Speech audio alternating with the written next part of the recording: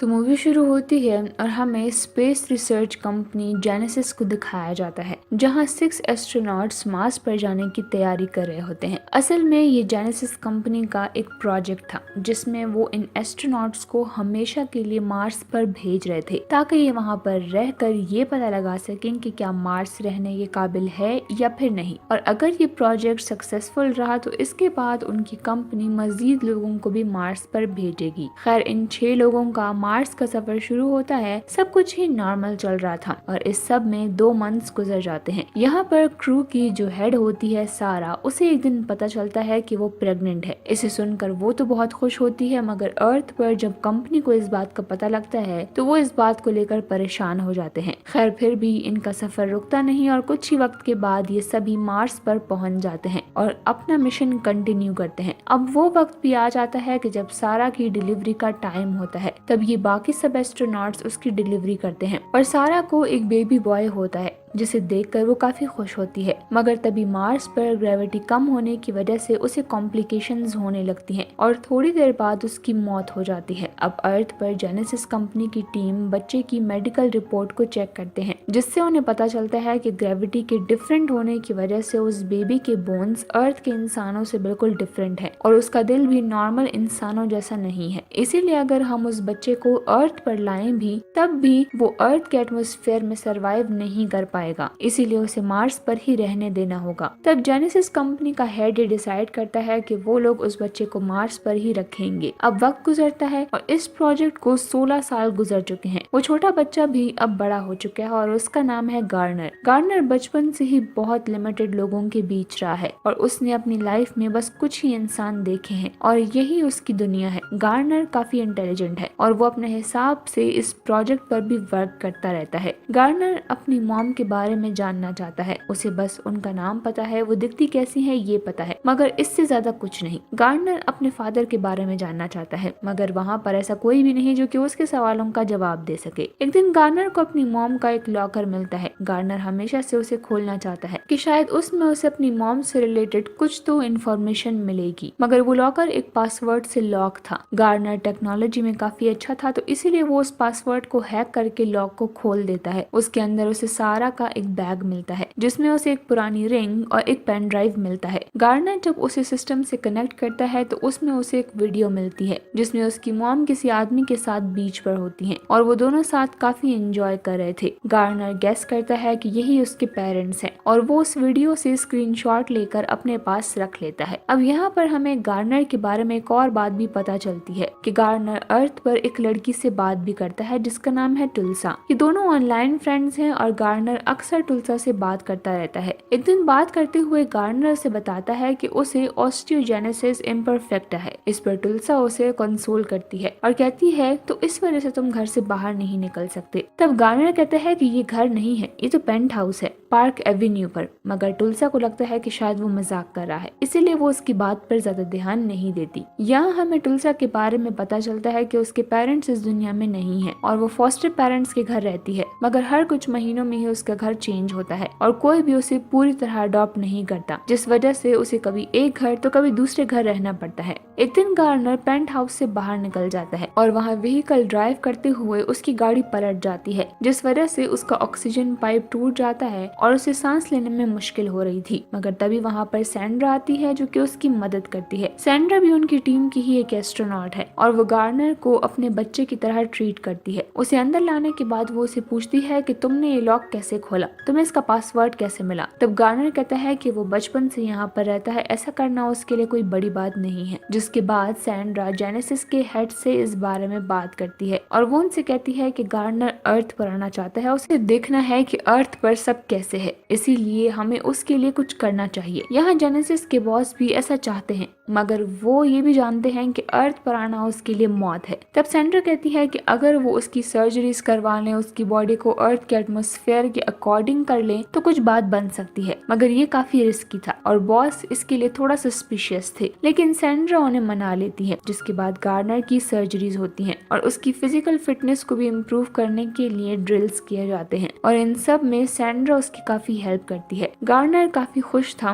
वो टुल्सा को भी बताता है कि मैं जल्द ही तुमसे मिलने आऊंगा, बस कुछ महीनों का सफर और फिर मैं तुमसे मिल पाऊंगा। ये सुनकर तुलसा भी काफी खुश होती है और कहती है कि मैं तुम्हारा इंतजार करूंगी, मगर ज्यादा देर मत करना, मेरा घर चेंज होने से पहले ही आ जाना। गार्डनर कहता है कि ठीक है। अब सभी तैयारियां हो जाने के बाद गार्डनर अर्थ पर जाने के लिए रेडी था और इनका शिप अर्थ के लिए निकल पड़ता है। रास्ते में गार्डनर सैंड्रा से अपने डैड के बारे में पूछता है कि क्या तुम्हें उनके बारे में कुछ पता है कि वो कौन है या फिर उनका नाम क्या था। तो सैंड्रा कहती है कि गार्डनर, मैं इस बारे में कुछ नहीं जानती, अगर मुझे पता होता तो मैं तुम्हें जरूर बताती। अब जब गार्डनर अर्थ पर पहुंचता है तो उसके मजीद कुछ मेडिकल टेस्ट होते हैं, लेकिन वो मेडिकल टेस्ट नेगेटिव आते हैं, यानी कि वो उसके फेवर में नहीं आते। ये जानकर गार्डनर बहुत ही ज्यादा दुखी होता है क्योंकि वो जानता है कि इसके बाद वो उसे वापस से मार्स पर भेज देंगे। अब इससे पहले कि वो उसे मार्स पर भेजे, वो खुद ही वहाँ से भाग जाता है और वहाँ से भागकर वो बहुत ही खुश होता है क्योंकि अब वो आजाद था। गार्डनर जब बाहर के एनवायरनमेंट में चल रहा होता है तो वो वहाँ पर उसे मार्स की तरह ही ऑब्जर्व करता है। जब वो वहाँ पर जंप करता है तो वो जंप काफी ऊंची नहीं लगा सक रहा था क्योंकि मार्स की ग्रेविटी अर्थ के मुकाबले में कम होती है। यहाँ जब वो जंप करता है तो उसे इतना ज्यादा फोर्स लगाने की जरूरत नहीं पड़ती है। अब यही सब ऑब्जर्व करते हुए वो इधर उधर घूम रहा होता है, तभी अचानक से वहाँ पर बारिश शुरू होती है और सभी लोग अंदर की तरफ भागते हैं, मगर गार्डनर नहीं, क्योंकि उसने पहली दफा बारिश होते हुए देखी थी और ये नजारा देखकर वो काफी हैरान होता है, मगर साथ ही वो इसे काफी इंजॉय भी करता है। इसके बाद गार्डनर एक बस पकड़ता है ताकि कि वो टुल्सा से मिलने जा सके। वहीं दूसरी तरफ जेनेसिस का हेड और सैंड्रा भी उसे ढूंढ रहे होते हैं। उन्हें ये मालूम होता है कि वो टुल्सा से मिलने ही जाएगा, इसीलिए वो भी टुल्सा से मिलने जा रहे होते हैं ताकि कि वहाँ पर वो गार्डनर को पकड़ सके और वापस अपने साथ मार्स पर ले जाएं। और क्योंकि गार्डनर अर्थ पर सिर्फ टुल्सा को ही जानता था, इसीलिए वो जानते थे कि गार्डनर सिर्फ उसी से ही मिलने जाएगा। वहीं दूसरी तरफ गार्डनर टुल्सा के कॉलेज पहुंच जाता है। वहाँ पर बच्चों को देखकर गार्डनर काफी खुश होता है क्योंकि पहली बार उसने अपनी एज के इतने सारे बच्चों को देखा था। टुल्सा को ढूंढते हुए वो उसके पास पहुंच जाता है जो कि अपने लॉकर से कुछ निकाल रही थी। गार्डनर से आवाज देता है और कहता है कि हे टुल्सा, आई एम गार्डनर। टुल्सा उसे देखकर बिल्कुल ही हैरान रह जाती है, जैसे उसे उम्मीद ही ना हो कि गार्डनर उसे मिलने आएगा। उसे देखकर वो उसे स्लैप करती है। गार्डनर हैरान होता है और उससे पूछता है कि उसने उसे मारा क्यों। तब टुल्सा उसे कहती है कि वो पिछले 7 महीनों से गायब है। तब गार्डनर कहता है कि मैंने तुम्हें बताया तो था कि मैं एक खास किस्म के ट्रैवल पर जा रहा हूँ। टुल्सा कहती है कि मैंने तुम्हें कई सारे ईमेल किए, मैसेजेस किए, मगर तुमने उनमें से किसी का भी जवाब नहीं दिया। गार्डनर कहता है कि ये एक खास किस्म का ट्रैवल था और इसी वजह से मैं तुमसे कांटेक्ट नहीं कर सकता था, लेकिन अब मैं यहाँ तुमसे मिलने आ गया हूँ। टुल्सा कहती है कि अच्छा ठीक है, फिलहाल मैं अपनी क्लास लेने जा रही हूँ, मगर तुम यहीं रुकना। और फिर वो अपनी क्लास लेने चली जाती है। वहीं गार्डनर उसका पीछा करते हुए उसकी क्लास तक पहुंच जाता है जहाँ लेक्चरर उन्हें पढ़ा रही होती है। उसे लगता है कि शायद गार्डनर एक न्यू एडमिशन है, इसीलिए वो उसे अंदर आने देती है और पीछे जाकर बैठने को बोलती है। गार्डनर भी चुपचाप पीछे जाकर बैठ जाता है। अब यहाँ पर उनकी टीचर उनसे सवाल पूछती है कि टेलीग्राम, फोनोग्राम और लाइट बल्ब ये सब किसने बनाया था। तब टुल्सा कहती है कि थॉमस एडिसन। इस पर टीचर कहती है कि अच्छा ठीक है, तो अब बताओ कि थॉमस एडिसन की लाइफ के बारे में तुम सब क्या जानते हो। तभी वहाँ पर एक बैक बेंचर कहता है कि Thomas Edison was a bad S. तो इस पर गार्डनर कहता है कि वो कोई बैड एस नहीं थे, बल्कि उन्होंने डीसी करंट इन्वेंट किया था और निकोला टेस्ला ने एसी करंट, और वो बैड एस नहीं बल्कि सिर्फ एक बैड पर्सन था। उसका ये जवाब सुनकर सभी लोग काफी इम्प्रेस होते हैं, मगर वो ये नहीं जानते थे कि गार्डनर कितना इंटेलिजेंट है और ये सवाल उसके लिए कुछ भी नहीं था। क्लास खत्म होने के बाद टुल्सा उसे पूछती है कि अब तुम मुझे सच बताओ कि तुम कहाँ से हो। तब गार्डनर उसे कहता है कि मार्स से। टुल्सा कहती है क्या मार्स से? तो गार्डनर कहता है कि हाँ, मगर टुल्सा उसकी बात पर यकीन नहीं करती। गार्डनर से कहता है कि जब मैं बहुत छोटा था, मेरे पैदा होते ही मेरी मॉम की डेथ हो गई थी। उसके बाद से मुझे नहीं मालूम कि मेरे डैड कौन है और मैं यहाँ पर इसीलिए आया हूँ ताकि मैं अपने डैड के बारे में पता कर सकूँ, मगर मैं यहाँ तुम्हारे अलावा और किसी को भी नहीं जानता हूँ। फिर वो उसे अपने डैड की वो फोटो दिखाता है और उसे कहता है कि मुझे इन्हें ढूंढना है। टुल्सा कहती है कि ठीक है, मैं तुम्हारी मदद करूंगी, लेकिन इसके लिए पहले हमें अपने घर जाना होगा। जिसके बाद वो उसे बाइक पे बैठा के अपने घर लाती है। टुल्सा अपने घर जाती है और वहाँ पर अपने कुछ पैसे उठाती है। तभी वहाँ पर जेनेसिस का हेड और सैंड्रा भी पहुंच जाते हैं। सैंड्रा से कहती है कि गार्डनर तुम हमारे साथ चलो, तुम्हारी तबीयत खराब हो जाएगी। मगर गार्डनर कहता है कि मैं आपके साथ नहीं जाऊंगा, मैं यहाँ पर अपने डैड को ढूंढने आया हूँ और मैं उनसे मिले बगैर कहीं भी नहीं जाऊंगा। ये कहकर वो वहाँ से भागने लगता है। उसको पकड़ने के लिए जेनेसिस का हेड और सैंड्रा भी उसके पीछे आते हैं। वो उसे पकड़ने ही वाले होते हैं कि तभी टुल्सा एक हेलीकॉप्टर लेके उसके पास आती है, जो कि कब से उनके खेतों में पड़ा हुआ था, मगर उसे वो ठीक से चलाना नहीं आता था। तभी हवा में उनका पेट्रोल खत्म हो जाता है और उनकी लैंडिंग ठीक तरह से नहीं हो पा रही होती और तभी अचानक वो प्लेन एरोप्लेन एक गोडाउन से टकराने वाला होता है, मगर उसके टकराने से पहले ही सैंड्रा और गार्नर उससे जंप कर लेते हैं, जबकि एरोप्लेन गोडाउन से टकरा के वहाँ पर एक बहुत बड़ा ब्लास्ट होता है। इस ब्लास्ट के बारे में सैंड्रा और जेनेसिस के हेड को भी पता चलता है, जिसे देखकर वो काफी घबरा जाते हैं, मगर नीचे आने पर उसे मालूम होता है कि ब्लास्ट होने से पहले ही टुल्सा और गार्नर प्लेन से कूद गए थे, मगर अब वो यहाँ से भाग चुके हैं। वहीं दूसरी तरफ टुल्सा और गार्नर एक गाड़ी किराए पे लेते हैं और फिर उसमें अपने आगे का सफर शुरू करते हैं। रास्ते में सफर के दौरान जब गार्नर अपनी आसपास की चीजों को देखता है तो वो काफी खुश होता है, क्योंकि वो पहली दफा अर्थ पर था। रास्ते में उसे एक घोड़ा भी दिखाई देता है, जिसे देखकर वो काफी डर जाता है, क्योंकि उसने पहली बार एक घोड़ा देखा था। टुल्सा उसके इस बिहेवियर को देखकर थोड़ा हैरान होती है, मगर उसे अभी भी इस बात का यकीन नहीं था कि वो मार्स से आया है। इसके बाद जब वो एक रेस्टोरेंट में होते हैं तब वहाँ पर गार्नर उसे अपने डैड की पिक्चर दिखाता है। गार्नर के पास अपने डैड की पिक्चर तो थी, मगर उसके पास उनका नाम या उनका कोई भी एड्रेस नहीं था।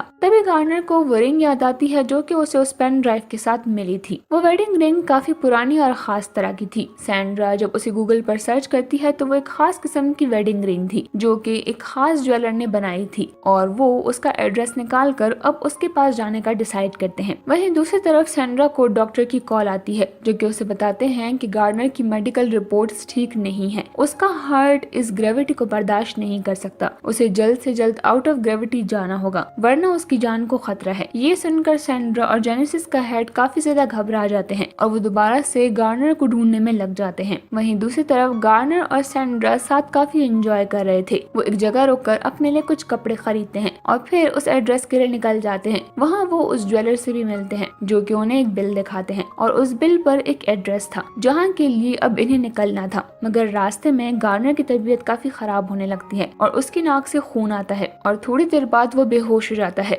टुल्सा काफी घबरा जाती है और उसे पास ही के एक हॉस्पिटल में ले जाती है। वहाँ डॉक्टर जब उसका चेकअप करते हैं तो ये देखकर काफी हैरान होते हैं कि गार्नर का हार्ट आम इंसानों से बिल्कुल डिफरेंट है और उसकी हड्डियां भी बिल्कुल अलग तरह की हैं। ये सब देखकर टुल्सा भी समझ जाती है कि अब तक गार्नर जो भी उसे बता रहा था वो सब सच था, यानी कि वो सच में मार्स से ही आया है। अब टुल्सा गार्नर के पास आती है। जब उसे होश आता है तो वो उसे कहता है कि हमें यहाँ से जाना होगा, मगर टुल्सा कहती है कि तुम्हें हेल्प की जरूरत है। गार्नर कहता है कि ये लोग मेरी हेल्प नहीं कर सकते। मैं अर्थ को बहुत चाहता हूँ, लेकिन शायद अर्थ मुझे नहीं चाहती। मुझे अपने डैड से मिलना ही होगा। टुल्सा उसकी बात समझ आती है और फिर वो दोनों वहाँ से निकल जाते हैं। उसके जाने के बाद जेनेसिस कंपनी की टीम वहाँ पर पहुँचती है, मगर तब तक गार्नर और टुल्सा वहाँ से जा चुके थे। वहीं दूसरी तरफ अपना सफर करके वो उस एड्रेस तक पहुँच जाते हैं जो कि उस रिंग के बिल पर लिखा था। वहाँ पहुंचकर उन्हें एक घर मिलता है, जहाँ पर वो उस आदमी से भी मिलते हैं जो कि उस फोटो में था। उसे देखकर गार्नर काफी हैरान और खुश भी होता है, क्योंकि उसे लगता है कि उसे उसके फादर मिल गए हैं। वो आदमी उनसे पूछता है कि वो कौन है। तब यहाँ पर गार्नर उसे वो फोटो दिखाता है जिसमें उसकी मॉम और वो आदमी थे। ये फोटो देखकर वो आदमी काफी इमोशनल हो जाता है और उससे पूछता है कि तुम्हारे पास ये फोटो क्या कर रही है। तब यहाँ पर गार्नर उसे बताता है कि सैरा मेरी मॉम थी और उनकी मुझे बर्थ देते हुए डेथ हो गई थी। इस पर वो आदमी इमोशनल हो जाता है और कहता है कि सैरा की मौत बस एक एक्सीडेंट थी। गार्नर कहता है कि नहीं, ऐसा कुछ भी नहीं था, वो मेरी मॉम है और आप मेरे डैड हैं। इस पर वो आदमी भड़क जाता है और कहता है कि मैं भी पुलिस को कॉल करता हूँ। जब वो पुलिस को कॉल करने लगता है तब टुल्सा उसे फोन ले लेती है और कहती है कि ये यहाँ पर किसी को भी नहीं जानता है और ये यहाँ इतनी दूर सिर्फ तुमसे मिलने आया है, तुम इसके साथ ऐसा कैसे कर सकते हो। तब वो आदमी कहता है कि मैं नहीं जानता कि तुम लोग ये सब क्यों कर रहे हो, लेकिन मैं उसका फादर नहीं हूँ। तब टुल्सा कहती है कि तो फिर तुम कौन हो, क्योंकि तुम उस फोटो में उसकी मॉम के साथ हो। तब वो आदमी कहता है कि सारा मेरी बहन थी।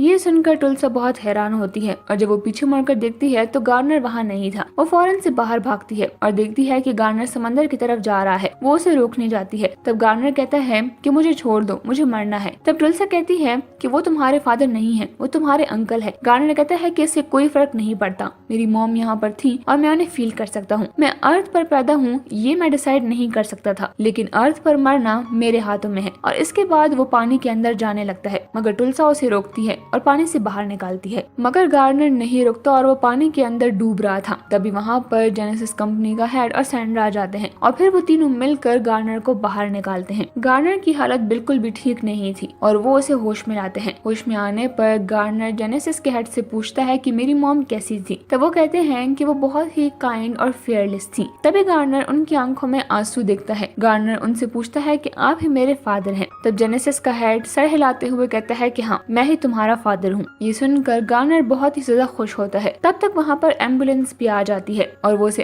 एम्बुलेंस में बिठा के एयरपोर्ट की तरफ ले जाते हैं। वहाँ पर एक खास तरह का प्लेन होता है जिसमें बिठा के वो गार्नर को ग्रेविटी से दूर ले जाते हैं, क्योंकि गार्नर को जितना ग्रेविटी से दूर ले जाएंगे उतना ही वो जल्दी रिकवर करेगा। मगर वो प्लेन एक खास हाइट तक ले जाकर और ऊपर नहीं ले जा रहे थे। ये देखकर गार्नर के फादर काफी परेशान हो जाते हैं और वो जल्दी से जाकर को पायलट की सीट में बैठकर प्लेन का कंट्रोल खुद ही ले लेते हैं। अब उन्हें परमिशन नहीं होती कि वो उस प्लेन को ग्रेविटी से बाहर लेकर जाएं, मगर गार्नर के फादर किसी तरह से भी उसे बचाना चाहते हैं। इसीलिए वो प्लेन को फुल स्पीड में ले जाकर ग्रेविटी से बाहर ले जाते हैं और जैसे ही वो ग्रेविटी से बाहर आते हैं सब लोग उड़ने लग जाते हैं, क्योंकि अब वो ग्रेविटी के कंट्रोल में नहीं थे। कुछ ही देर में गार्नर की तबीयत ठीक होने लगती है, जिसके बाद उसे अर्थ पर वापस लाते हैं और अब गार्नर को दोबारा से मार्स पर ले जाने की तैयारियां शुरू होती हैं। गार्नर खुश भी था और दुखी भी, क्योंकि वो यहाँ जिस मकसद के लिए आया था उसने वो पूरा कर लिया, लेकिन वो अपने डैड से, टुल्सा से और सैंड्रा से दूर जा रहा था। इसीलिए वो काफी ज्यादा उदास होता है, लेकिन उसकी सेहत के लिए यही जरूरी है कि वो मार्स पर रहे। इसीलिए गार्नर को मार्स पर भेज दिया जाता है। इसके बाद हम देखते हैं कि गार्नर दोबारा से मार्स पर रहने लगा है और टुल्सा और गार्नर दोबारा से ऑनलाइन बात करते हैं। एक दिन सैंड्रा टुल्सा से मिलने आती है